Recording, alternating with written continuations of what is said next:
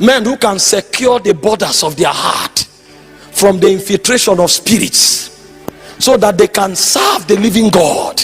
Because too many thrones are empty in the spirit. Too many mantles are floating in the spirit. Nobody to wield them. Reinhard Bonnke is gone. Billy Graham is gone. Reverend Dr. Orokpo is old. You have not heard of any other person doing crusades. Every day you still make reference to the men that did it 50 years ago. And some are already living. Nobody is rising up. Because it's not about following in the natural. What is the state of your gate? The spirit that walked with that man, can the spirit have koinonia with you? Because what you see as a crusade is actually the overflow of the intercourse that existed between that spirit and that man. The same way you see a woman after 9 months, the stomach is large. The large stomach is a testimony of an intercourse that took place in the secret. So the crusade is not organization. The crusade is an overflow, a manifestation of an intercourse. So even if you go and receive the man's handkerchief, you can't do what he's doing. Because the crusade is a river flowing from an intercourse. That's why we can't find replacements, because the gates are porous. We are having intercourse with different spirits. What comes out of us they are bastards. Every time you look at a man and what his life creates or manifests is not consistent to a dimension in Christ, that is a bastard. He has had intercourse with another spirit. So what you see is a testimony of the spirit he communes with.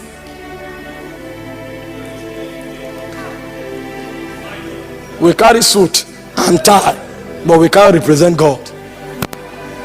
All men see is the color of our suit and the way our ties are knotted. But in the days of John the Baptist, he was in camel skin, but when he cried, the whole city gathered. The whole city gathered. Our communion is shallow because our gates are porous. How does God secure the gate? The first is by the mystery of drawing. You have wandered away. You have journeyed away from God.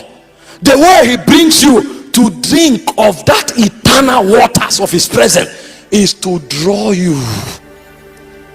That's the first thing the Spirit of God does to a man if he wants to secure the gates of his soul, so that he can develop stature to bring government. When the Spirit of God begins to draw a man, it means God is about to begin a new thing. But he cannot walk with a bastard. He cannot walk with a foreigner. He said in Luke 180 that he was in the wilderness until the day of his showing forth unto Israel. It's not about oratory, it is the power that is invested there. But that power is an entrustment, because your faithfulness has been proven in the place of your walk with that spirit. So he begins to draw you. If God draws a man, then the man is about to return to the place of integrity in the spirit, because it's not by power, it's not by might, it's by his spirit. So in Zechariah chapter 2 verse 13, he said, be still, all flesh.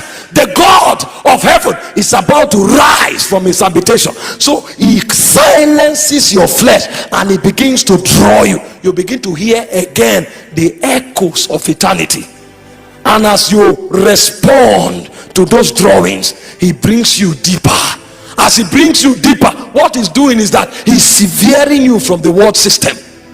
Once upon a time, you were a fan and an addict of football, and the angels that walk with you come to you by 4 p.m. But unfortunately, all your matches are by 4 p.m.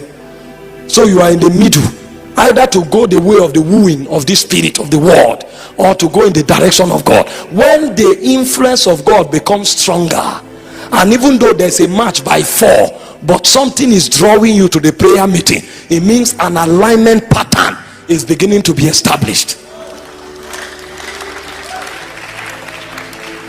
The Holy Ghost is beginning to attempt to deny the other spirit of possession.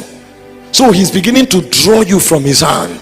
So in John chapter 6 verse 44, he said, no man can come to me. This is not a zeal. This is not motivation. This is an economy in the spirit. He said, no man can come to me except the Father draws him. God begins to pull you from within you. It's like a re-engineering of your sets of appetite, because he's beginning to silence flesh. He said in John 12:32, when I am lifted up, I will draw. Spirits draw men. They draw you out of the conclave of darkness where you have been discipled. The culture and the civilization of the world has taken over you. The way the spirit begins is to pull you out of it. It brings you into a new civilization. So he said, kiss me with the kisses of thy mouth, for thy name is as the precious ointment that is poured forth. He said, draw us, and we shall pursue after thee.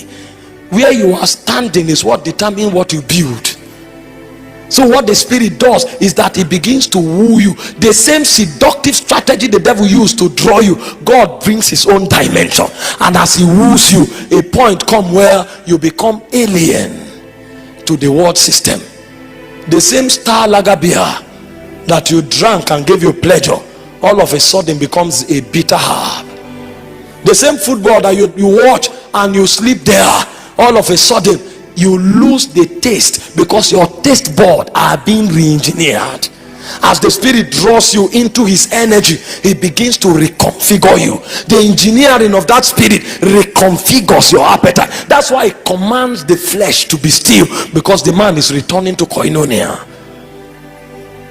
He said, we will not remember the testimony of the wine, for thy love is sweeter than wine. We have found another appetite.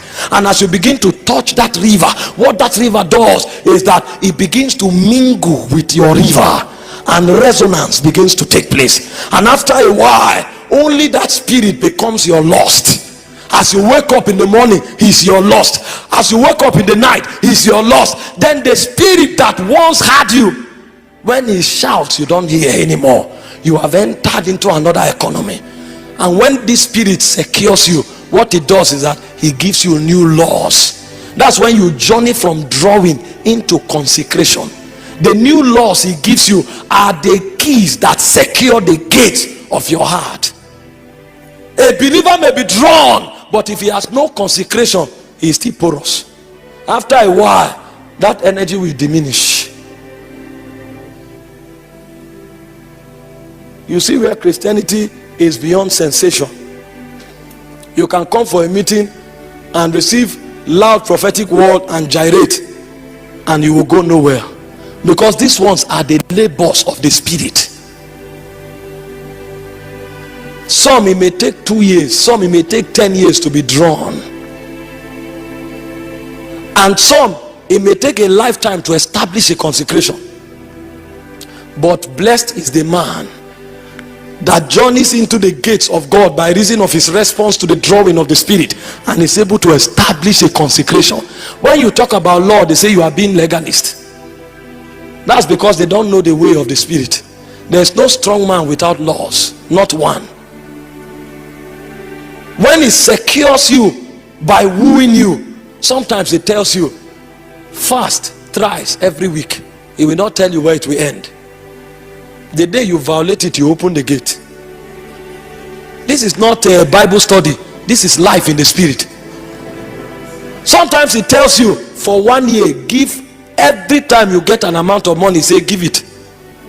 Because all those areas where he gives you consecration are the porous part of your heart, where the other spirit that wooed you mounted his weapons. Some is lost for money, so he will get you to give like a madman for 10 years until that loss dies. Even when you have money, you don't know what to do with it again. Then you say, now you have secured that gate. Even if that spirit comes, money don't move you anymore. So if he commits anything to your hand, they can't use money to negotiate it.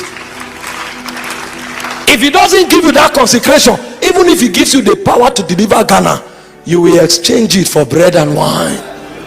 The same way Adam exchanged the power over the universe for a fruit. So God will not waste precious things. He said, give not precious things to swine. they will trample upon it and turn back. So you are not a swine because you are a pig. You are a swine because you have no value for spiritual things. And in order not to waste spiritual resources, what he will do is that he will mount consecration guards over the areas of your soul that have become porous.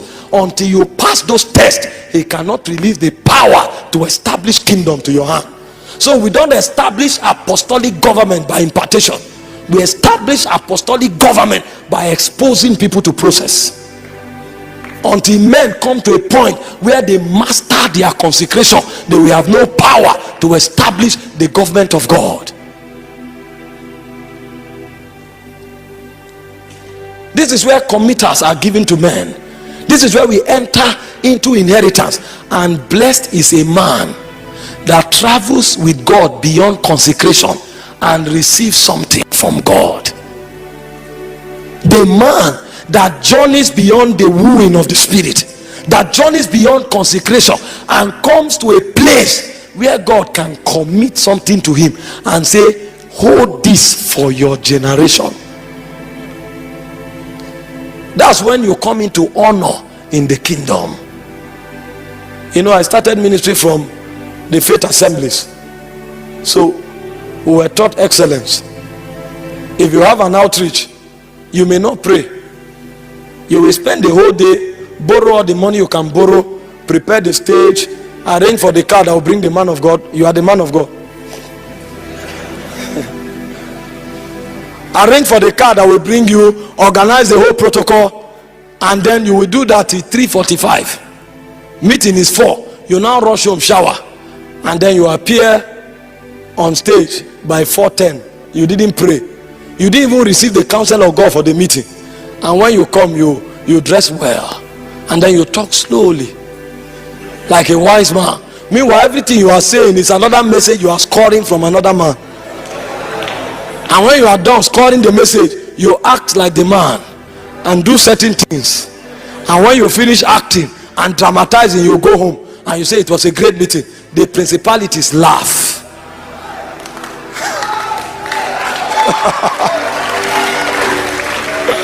They laugh because they know you are a toddler. They know even God can't commit kingdom to you, because the heir, so long as he's a child, differeth nothing from a servant, even though he is Lord of all. How far have the Spirit of God wooed you? How deep have you traveled? What are the consecrations that have mounted your heart to keep the gate of your heart? And then you are going to read the book of John G. Lake to receive his mantle.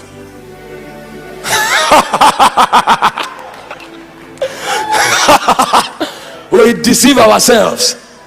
Come for meeting, you are struggling to touch the shoe of the man of God. You say, I've honored him, I've honored him. If it's by touching shoe,